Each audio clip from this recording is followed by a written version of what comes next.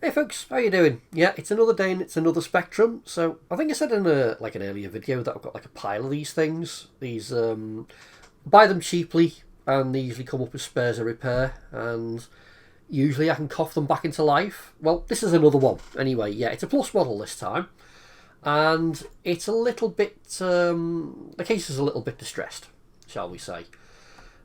It's dirty. The space bar's on upside down because, of course it is. It's, yeah. Oh, that's fine. We'll just pretend that's okay. I mean, apart from the sheer amount of dirt on it, the case is in reasonably good condition.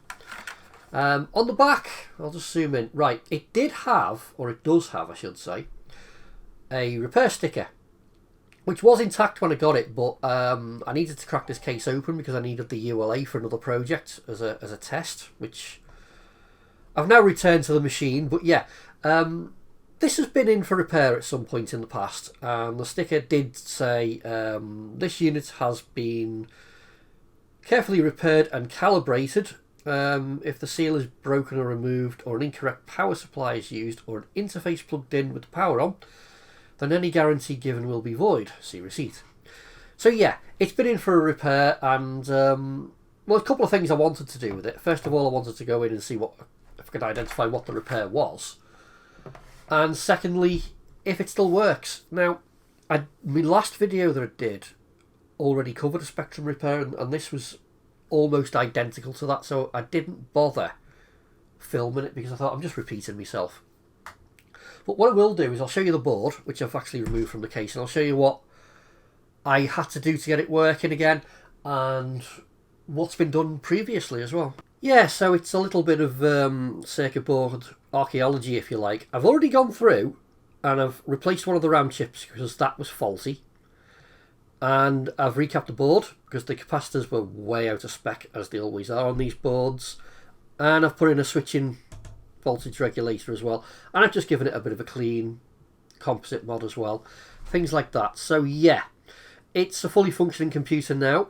When I got it, it did power up and it would load games just fine, apart from the odd couple it didn't seem to like. But when I put the diagnostic cart on, it was telling me that one of the RAM chips was dead, some of the upper memory. So I pulled that, replaced the chip that it was indicating, and it's all been fine ever since. But what has interested me is the previous repair. So, what have we got? A camera that won't focus generally. Anyway, it is, I don't know if it's going to make it out on the camera, it is an issue 6A, so it's the last revision of the 48K board. And the date codes on the chips are floating between late 1984, early 1985, which would probably tie in with an issue 6, I suppose. Looking underneath it, I can see that where the work's been done, TR4's been replaced at some point. The upper RAM has all been socketed, so that's already been investigated. And I mean, I've changed all the capacitors in it now, but it did have a capacitor that had been replaced as well, just the one. So yeah, at some point, this thing's blown up and it's had an upper RAM fault, and it's been sent in to be repaired. And I've got to say, the quality of that repair, generally okay, but there were a couple of big solder splashes on the keyboard connector, which, as long as they stay there, weren't going to cause a problem, but they were just itching to fall off and short something out. It was a little bit slapdash, and that was bent as well. Things like underneath it, in fact, I'll see if I can show you the soldering is generally pretty good, but they haven't bothered cleaning up the flux, which again, I don't suppose you really have to do that, but for neatness, I tend to. Anyway, yes. What was I going to say? Yeah, it was working apart from one RAM chip. I had to replace this one here. It was dead. Now, when I've been pulling these chips out to test them, they all show signs of solder on the legs, so I think these are the original chips that have been pulled, tested and then refitted again. These ones on the bottom, these ceramic ones, these are definitely replacements, and these are Mostec.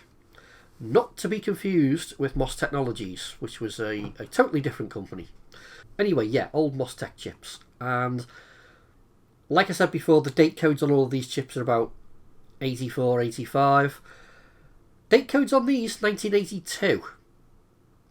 Which makes me wonder, actually, that maybe this company had a stockpile of older chips that they used, or maybe, and probably more likely, they've repaired this with second-hand parts, which I don't suppose is a problem if you're actually telling the customer that's what you're doing, but I don't know.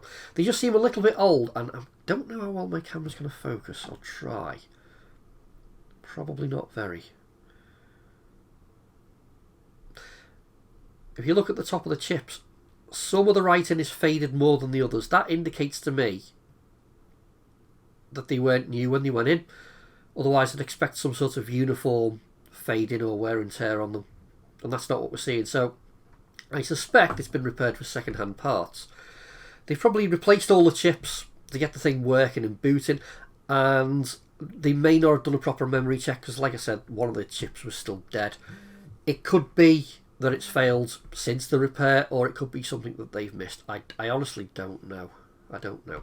Anyway, what have I done to it? Yeah. Recapping, repaired the RAM, new capacitors, new regulator. It's good to go. I was just going to throw it back into its original case, but I've decided not to do that. First of all, I've kind of got like a pile of these Spectrum Pluses now, and I really don't need another one. And secondly, see the spacebar's upside down, but if you pull it off, it's actually been damaged at the bottom. So somebody's ripped it off the board with the stabilizer bar in place, not disengaged it properly, and it's damaged it.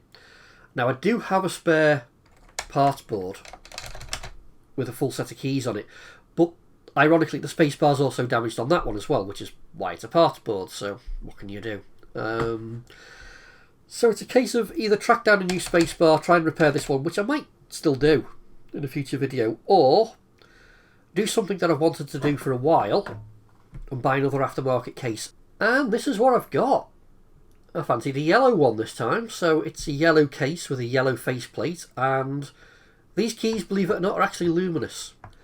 And it's there's no way the camera's going to pick it up at all, but in very, very dull light, they do give off a very, very faint glow. So yeah, I thought, I've got a white one, why not have a yellow one as well?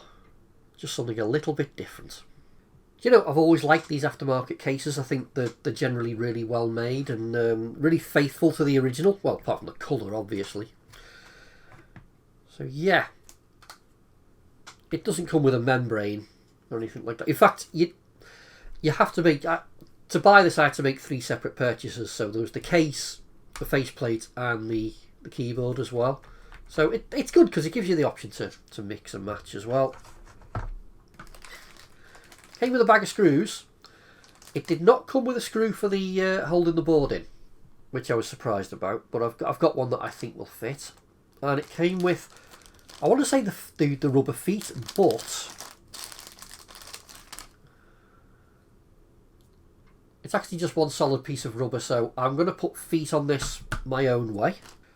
Now you can go online and you can buy new rubber feet for your Spectrum, and that's all fine, but for like a £5 you can get like a whole roll of stuff that's actually the same width and thickness as the original feet, and it's all self-adhesive as well, and you can just cut it as you need it, and honestly that'll last me forever. I'll never need to buy feet for a Spectrum again, or frankly it'll probably work for a lot of other retro stuff as well. So I'm literally just gonna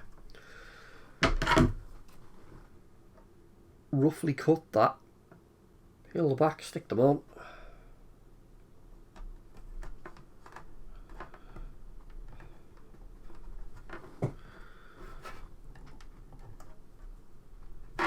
You could, if you wanted to, cut these a little bit neater than I have by using a really nice sharp knife and not a blunt pair of scissors, but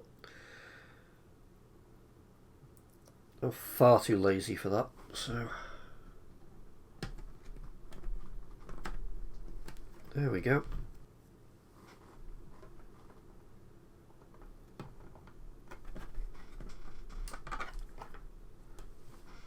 Let's get the board in.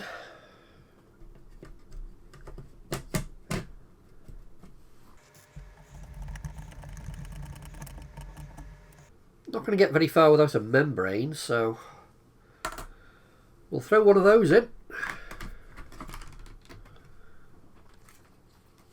These keys are lovely. They really are. I'll show you a close-up of them. Look at the detail in that.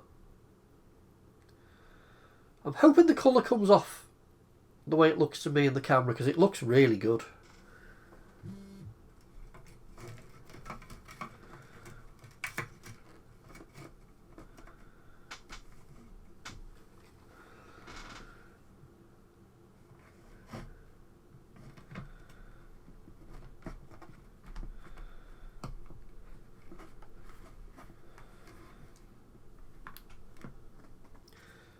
Just need to peel back the adhesive strips on this faceplate and we'll get that on.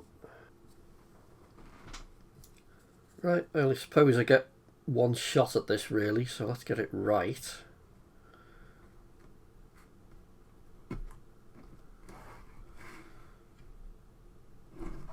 Well, I suppose I could do it again, but it would involve a heat gun. Yeah. Lovely. That's gone on nice and level. Perfect. Let's get this connected up.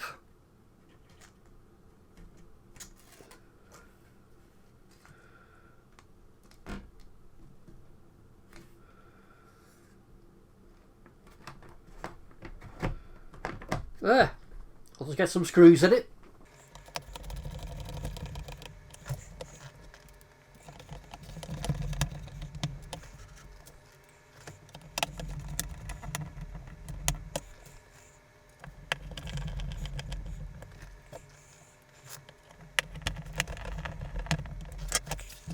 So there you go, it was just a really short video looking at these aftermarket cases. What do you think of them?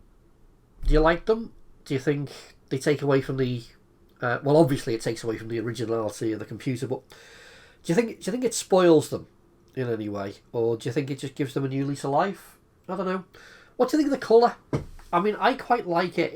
It looks quite nice and bright, but you could also argue it looks like a heavily yellowed computer now, maybe. I don't know. Maybe it's got that look as well.